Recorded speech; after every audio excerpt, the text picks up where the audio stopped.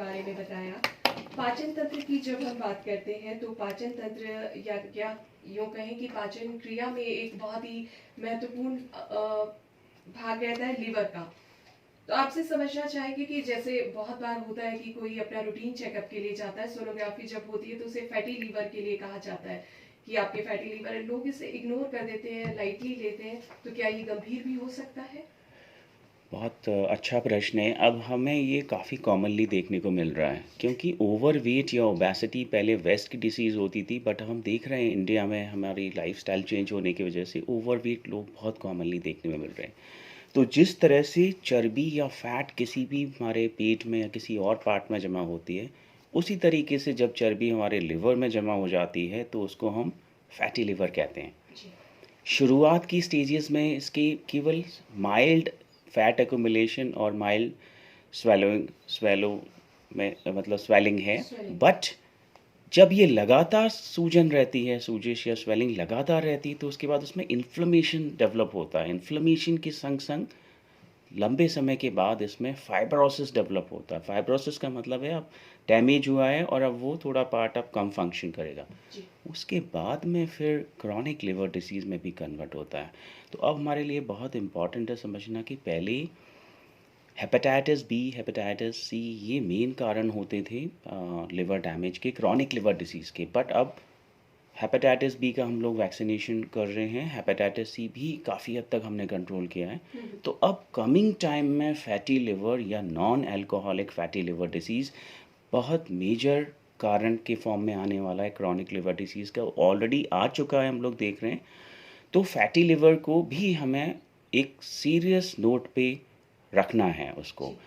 Serious note पे रखना है, बट संग में उससे डरना भी नहीं है, क्योंकि सबसे मेन ट्रीटमेंट फैटी लिवर का है लाइफस्टाइल चेंज। अगर हम किसी भी कारण से अपने वेट को कंट्रोल कर पाते हैं, अपना पेट जो चर्बी आ रही है उसको कम कर पाते, तो हम देखेंगे उसके साथ साथ फैटी लिवर भी कम हो जाएगा। तो हमें फोकस रखना है कि हमारा जो वेट है वो बीएमआई के हिसाब से आइडियल हो, हम ओवरवेट ना हो, और हेल्दी लाइफस्टाइल से हम कैसे वेट मैनेज कर पाएँ। तो फैटी लिवर का मेन ट्रीटमेंट रहेगा हमें हेल्दी रहना और नॉर्मल वेट में रहना। जी। कारण क्या होते हैं? आजकल हर दूसरे व्यक्ति में हम देखते हैं फैटी लीवर की समस्या नजर आई जाती है जब टेस्ट करवाते हैं, तो इसके क्या कारण होते हैं? जी मैम, जैसे मैंने बताया कि अगर ज़्यादा वज़न है, ज़्यादा वेट है, किसी भी कारण से, जो हमारा शेड्यूल गड़बड़ है, हम प्रॉपर टाइम पे जग नहीं रहे हैं, या खाना हम बहुत ज़्यादा कार्बोहाइड्रेट, ऑयली, मीठा ये ले रहे हैं, या अगर हमें कोई डायबिटीज़ की हिस्ट्री है, फैमिली हिस्ट्री है ओबेसिटी की, कोलेस्ट्रॉल लेवल हमारे हाई हैं, या ओवरऑल कोई भी ऐसा कैलकुलेशन कैलोरीज़ का मतलब जो हमारा खाना खाना और उसका एक्सपेंडिचर करना, उन दोनों के गणित में अगर हम कहीं पे कमज़ोर पड़ रहे हैं, जी। तो हमारा वज़न बढ़ जाएगा। मतलब हमें कैलोरी को खर्च भी करना ज़रूरी है। तो जब वेट गेन होगा तो फैटी लिवर साथ में उसके पैरेलल चलेगा। जी। तो हमें पूरा ध्यान रखना है अपने वज़न का, और वज़न को कंट्रोल रख के हम काफ़ी हद तक फैटी लिवर को होने से पहले ही यानी प्रिवेंट कि कर जितनी सकते हैं। कैलोरीज आप ले रहे हैं वो यस। कंज्यूम भी करिए, उसे एक्सरसाइज भी करना ज़रूरी है, नहीं तो वेट गेन होगा और वेट गेन के साथ इस तरह की समस्याएं आने का खतरा बना रहेगा। डॉक्टर साहब, आजकल तो कई खतरनाक बीमारियां भी आम हो गई जो कि आगे चलकर जानलेवा भी साबित हो सकती हैं। कैंसर एक ऐसी बीमारी है। आपसे जानना चाहेंगे पेट के प्रमुख कैंसर कौन कौन से हैं? कैंसर की जब हम बात करते हैं डाइजेस्टिव सिस्टम से रिलेटेड कैंसर, तो जो हमारा डाइजेस्टिव सिस्टम है वो फूड पाइप से चालू होता है, ईसोफेगस, खाने की नली। जी। बट उसके पहले भी माउथ को भी हम एक जीआईटी का पार्ट मानते हैं। और यहाँ पे थोड़ी सी एक हेल्थ डॉक्टर के नाते अपने लिसनर्स को मैं थोड़ा अवेयर भी करना चाहूँगा, जो मेरे एक्सपीरियंसेस हैं लास्ट 20-25 ईयर्स की। तो माउथ के कैंसर का भी हम जीआईटी के कैंसर का पार्ट मानते हैं, और हम जानते हैं कि अक्सर माउथ के कैंसर्स के लिए टबैको, इस तरह की चीज़ें, स्मोकिंग कितनी इम्पॉर्टेंट है। जी। उसके जस्ट नीचे खाने की नली होती है, फूड पाइप, ईसोफेगस का कैंसर। सिमिलरली स्मोकिंग, टबैको, ये सब उसमें कंट्रीब्यूट करता है। और क्रॉनिक गैस्ट्रोइसोफेजियल रिफ्लक्स अगर है तो वो भी पेट की, खाने की नली, गैस्ट्रिक कैंसर कर रहा है। उसके बाद स्टमक का कैंसर जो लार्ज अल्सर्स के फॉर्म में है, तो ईसोफेजियल कैंसर, स्टमक का कैंसर, और उसके नीचे छोटी आंत का कैंसर, जी। बड़ी आंत का कैंसर, या जिसे हम कोलोन या रेक्टम कहते हैं, जहाँ से हम स्टूल पास करते हैं, लास्ट मल द्वार होता है, उसका कैंसर भी काफ़ी कॉमनली है। और एक चीज़ मैं बताना चाहूँगा जो मैंने लिखी है प्रैक्टिस में, अवेयर रहना ज़रूरी है। अगर हमें लगातार बहुत ज़्यादा कब्जी बार बार रह रही है, मोशंस में ब्लड आ रहा है, तो कई बार हम ये मान के चलते हैं कि साधारण पाइल्स होगा, बट अगर ये बढ़ता जा रहा है तो हमें ये लक्षण शुरुआत में बड़ी आंत के कैंसर के भी ये लक्षण होते हैं। और जैसा हम सोचते हैं कि कैंसर बहुत बड़े सीनियर लोगों में होगा, 50-60 से ऊपर हो, बट मैंने अपनी क्लिनिकल प्रैक्टिस में कई यंग लोगों में भी 40 से आसपास, 30 से 40 के बीच भी रेक्टल कैंसर, बड़ी आंत का कैंसर काफ़ी कॉमनली देखा है। तो अगर कब्जी, मोशन में ब्लड आना, वेट लॉस होना, हीमोग्लोबिन, ये चीज़ें हैं, तो हमें अलर्ट रहना ज़रूरी है, बहुत ज़्यादा लापरवाही नहीं करनी। लापरवाही, नेगलेक्ट ना शुरुआत करें। में किसी भी कैंसर का इलाज बहुत अच्छा 100% क्योर हो सकता है, बट डिले होने के बाद फिर हम सपोर्टिव ही करते हैं। तो इन सारे कैंसर्स के लिए मैं अगेन वापस एक बार उसी चीज़ को रिपीट करूँगा जो मैंने कहा था कि किसी भी तरह के कैंसर में कोई फर्स्ट डे से ऐसा नहीं होगा कि एकदम से सडनली कोई बहुत बड़े सिम्टम्स आएँ। जी। शुरुआत उसकी थोड़े इंडाइजेशन से, माइल्ड पेन से, थोड़ा भूख का, माइल्ड माइल्ड सिम्टम्स रहेंगे, बट हमें ये देखना है कि ये माइल्ड माइल्ड सिम्टम्स क्या माइल्ड ही हैं या बढ़ते जा रहे हैं। हमारा वज़न तो लॉस नहीं हो रहा, हमारा हीमोग्लोबिन तो डाउन नहीं हो रहा, हमारे घर में किसी कैंसर की हिस्ट्री तो नहीं है, और हमें कोई वॉमिटिंग या ब्लड इस तरह के सिम्टम्स तो नहीं है। तो हमें हाई अलर्ट रहना है, हमेशा हमें अलर्ट रहते हुए प्रॉपर डायग्नोसिस बना के ट्रीट करना बहुत बिल्कुल। ज़रूरी है। कई बार बॉडी हमें खुद ही इंडिकेट करती है, कुछ सिम्टम्स इस तरह के आने लगते हैं, तो कई बार लोग लापरवाही भी कर जाते हैं, सिम्टम्स को नज़रअंदाज कर देते हैं, लेकिन बेहतरी इसी में है कि नज़रअंदाज ना करके टेस्ट करवा लिए जाए, डॉक्टर से मिल लिया जाए, वो ज़्यादा अच्छा है। श्रोताओं, आप सुन रहे हैं programme doctor Virendra laser phaco surgery centre fit and fine. Programme में आज हम बात कर रहे हैं उदर रोग और पाचन से जुड़ी समस्याओं और उनके समाधान के बारे में। हमारे साथ स्टूडियो में विशेषज्ञ मेहमान हैं डॉक्टर नीरज नागाइच। तो डॉक्टर साहब, प्रोग्राम की शुरुआत में हमने जैसा कि कहा था कि एक सवाल श्रोताओं से आपके द्वारा पूछा जाएगा, तो अब समय हो गया, आज का सवाल आप श्रोताओं से पूछ लें। तो मेरा सवाल दर्शकों से ये है कि वो बताएं कि सबसे कॉमन गैस्ट्रो की बीमारी कौन सी है जो इंडिया में देखने में मिलती है। सबसे कॉमन गैस्ट्रो की बीमारी इंडिया में, ये बाहर भी हो सकती है, बट इंडिया में सबसे कॉमन गैस्ट्रो की बीमारी क्या है? तो श्रोताओं, आपने सवाल सुन लिया है, इसका जवाब आपको देना है। साथ ही उदर रोग और पाचन से जुड़ी कोई समस्या आपकी है या इस विषय पर आप कुछ जानकारी चाहते हैं, तो आप हमें कॉल कर सकते हैं। डॉक्टर साहब आपकी समस्या का समाधान बताएंगे। 3 फोन लाइन्स हमारे साथ हैं, 22000600, 22000700, एक और नंबर है 22000800। जयपुर का एसटीडी कोड है 0141। तो डॉक्टर साहब, प्रोग्राम में जैसा कि हम बात कर रहे थे, अब बात आती है कि मेडिकल साइंस ने आज इतनी तरक्की कर ली है, डायग्नोस किस तरह से किया जाता है, क्या एडवांस टेक्नोलॉजी आ गई है जिनसे इसकी राह और आसान हो गई है? जितने भी लक्षण हमने डिस्कस किए, अगर हम केवल इन लक्षण के हिसाब से डायग्नोस बनाना चाहें या पेशेंट को फिजिकली एग्जामिन करके डायग्नोस बनाना चाहें, तो वो परफेक्ट नहीं होता है, क्योंकि कॉमन लक्षण है हर बीमारी के। ये बहुत इम्पॉर्टेंट है कि हम प्रॉपर उसका लक्षण से डायग्नोसिस की तरफ जाएं। जब हम डायग्नोसिस की बात करते हैं तो हम देखते हैं शुरुआत हम सोनोग्राफी अल्ट्रासाउंड से करते हैं, उसके बाद हमारे पास एंडोस्कोपी जो माउथ से हम करते हैं, जिसे अपर जी एंडोस्कोपी कहते हैं, और जो लोअर करते हैं उसको कोलोनोस्कोपी कहते हैं।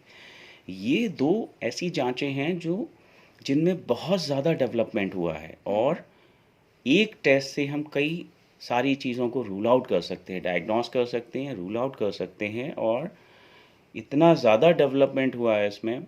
और मेरा एक्सपीरियंस भी एक मैं शेयर करना चाहूँगा कि अक्सर जब हमें लग रहा होता है कि हाँ पेशेंट को वास्तव में ज़रूरत है, तो हम उसको बोलते हैं एंडोस्कोपी के लिए, तो उसका कहीं ना कहीं से ये होता है कि सर आप और कोई भी जांच कर लो, जी। एंडोस्कोपी मत करो। घबराते हैं लोग इसके नाम से। जी मैम। जी।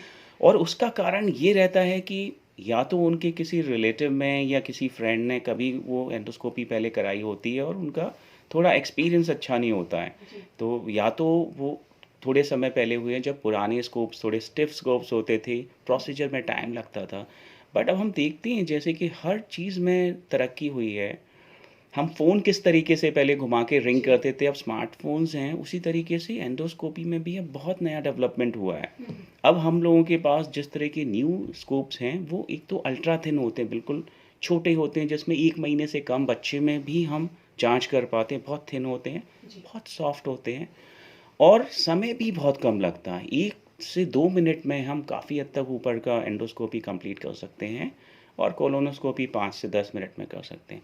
इसके अलावा हम पेनलेस एंडोस्कोपी के कंसेप्ट पे भी वर्क करते हैं, जिसमें हम लोकल स्प्रे करके पेशेंट को पता नहीं होता, कंफर्टेबल रहता है।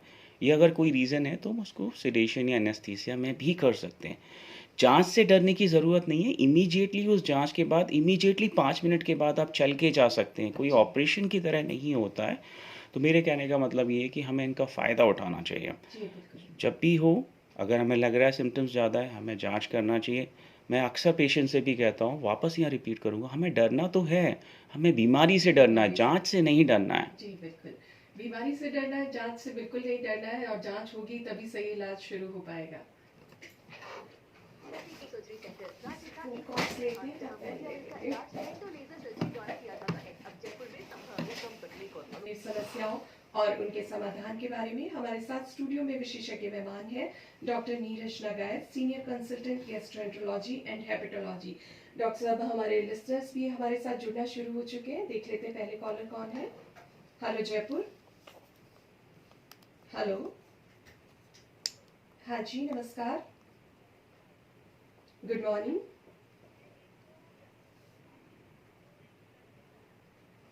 बिल्कुल मैम, आपका स्वागत है, लेकिन अपना नाम बताइए पहले। जी, स्वागत है आपका। पूछिए, क्या जानना चाहते हैं?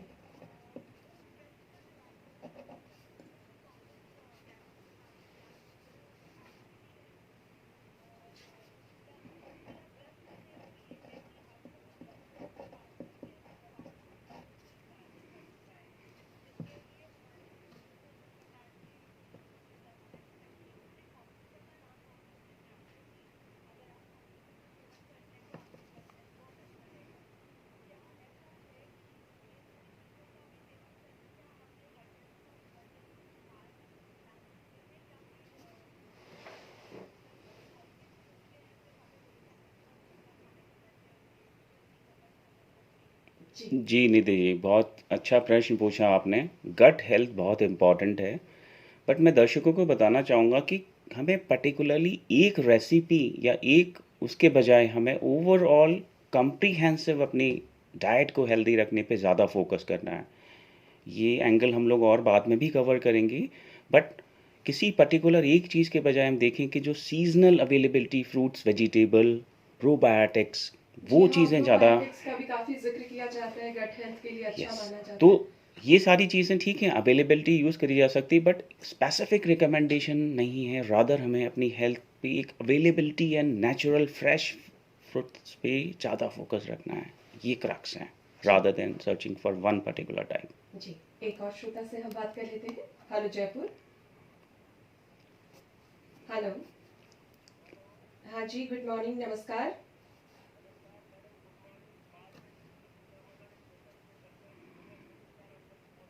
जी दुर्गाराम जी, स्वागत है आपका। नमस्कार।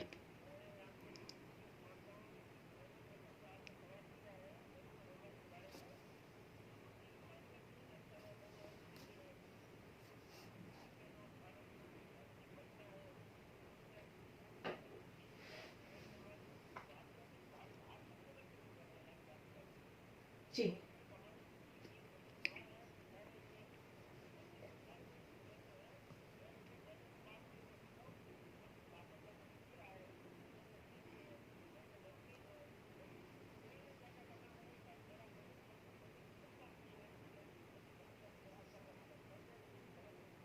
जी दुर्गाराम जी, डॉक्टर साहब आपका सवाल का जवाब दे रहे हैं, सुनिए।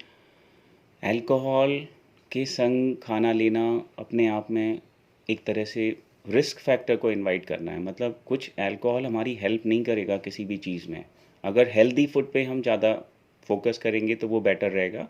अल्कोहल उसकी फूड को न्यूट्रिशन को डिस्ट्रॉय ही करेगा और अल्टीमेटली हमें हार्मफुल इफ़ेक्ट्स ही देने वाला है। और अगर कुछ लोग ऐसे हैं जो वेट लॉस करना चाह रहे हैं, वज़न कम करना चाह रहे हैं, तो उनको ये अल्कोहल वज़न कम नहीं करने देगा, क्योंकि इसमें बहुत हाई कैलोरी और एम्प्टी कैलोरी रहती है, मतलब खाली केवल कैलोरी है, न्यूट्रिशन कुछ नहीं है। तो किसी भी एंगल से अल्कोहल को कोई हेल्थ बेनिफिट नहीं है, केवल और लॉस ये है। लिवर को भी डैमेज करता है। लिवर पे डैमेज बहुत ज़्यादा है अल्कोहल का। और एक यहाँ पे चूँकि इम्पॉर्टेंट चीज़ आपने टच करी है, तो मैं मेरा बताना फ़र्स्ट समझूंगा कि अक्सर हम सोचते हैं कि मैं रेगुलर ड्रिंक नहीं कर रहा, केवल वीकेंड पे। तो मैंने अपनी क्लिनिकल प्रैक्टिस में, पिछले 20 साल की क्लिनिकल प्रैक्टिस में, काफ़ी ऐसे पेशेंट्स देखे जो केवल एक वीकेंड हैवी ड्रिंक्स की वजह से जिन्हें बहुत मेजर प्रॉब्लम्स आई। और तो खासकर पेनक्रियास का अटैक जो होता है वो एक वीकेंड ड्रिंक्स पे भी हो जाता है, और उसमें यंग काफ़ी लोग 20 से 30 के बीच मैंने एक्सपायर होते हुए देखे हैं। तो ऐसा कहीं नहीं है कि अगर आप वीकेंड में हैवी ड्रिंक कर रहे हैं तो आप सेफ हैं, आपके लिए रिस्क है। बिल्कुल। और कुछ लोगों का ये मानना होता है कि हम तो इतने लंबे टाइम से कर रहे हैं, हमें अभी तक कोई सिम्टम नहीं आया, शायद आगे जाके भी हमें कोई परेशानी नहीं होगी, लेकिन बीमारी कभी भी आ सकती है। एक और श्रोता से हम बात कर लेते हैं। हेलो जयपुर। हाँ जी, नमस्कार नमस्कार। जी। सर अपना नाम बताइए पहले। जी प्रकाश जी, स्वागत है आपका।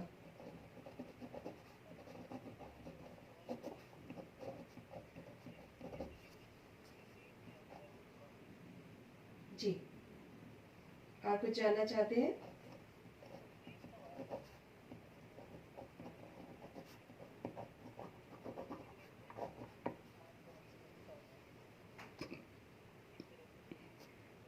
जी। बढ़िया प्रश्न है प्रकाश जी।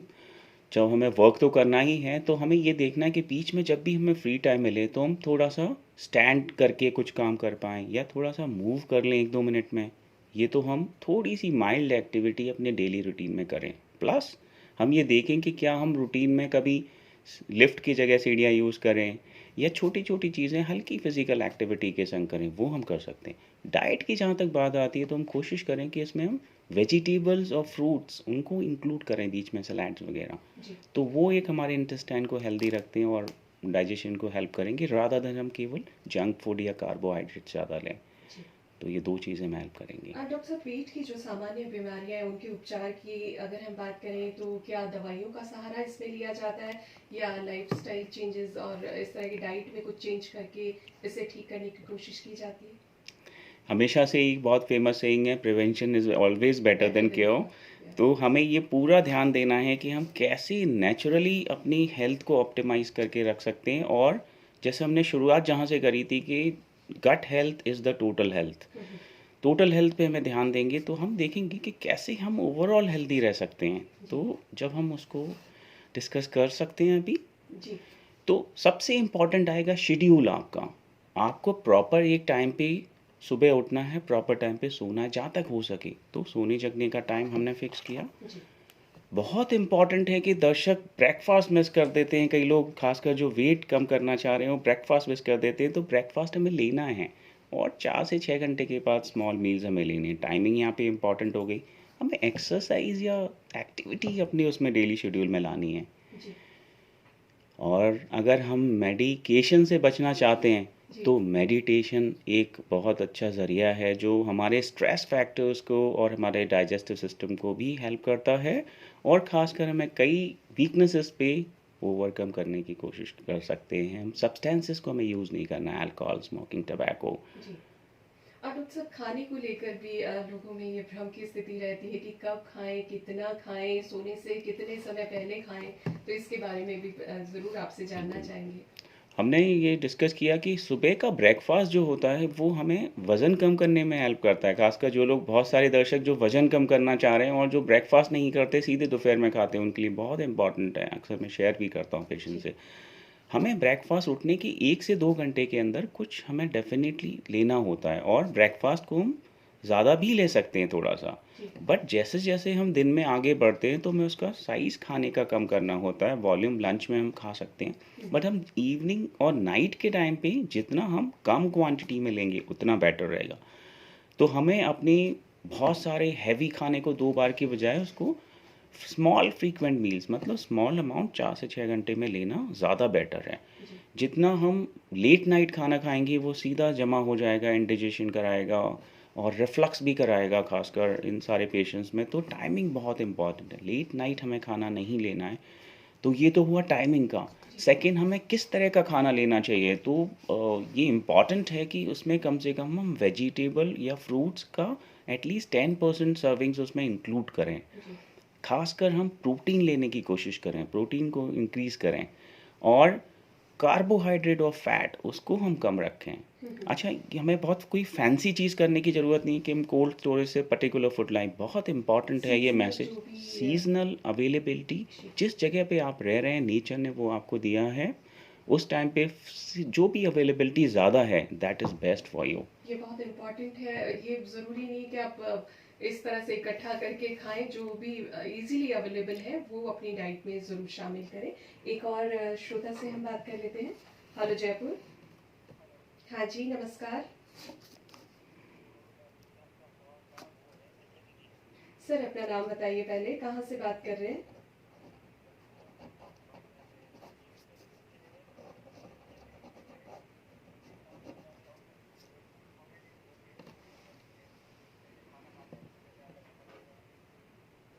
जी, तो जानना क्या चाहते हैं आप?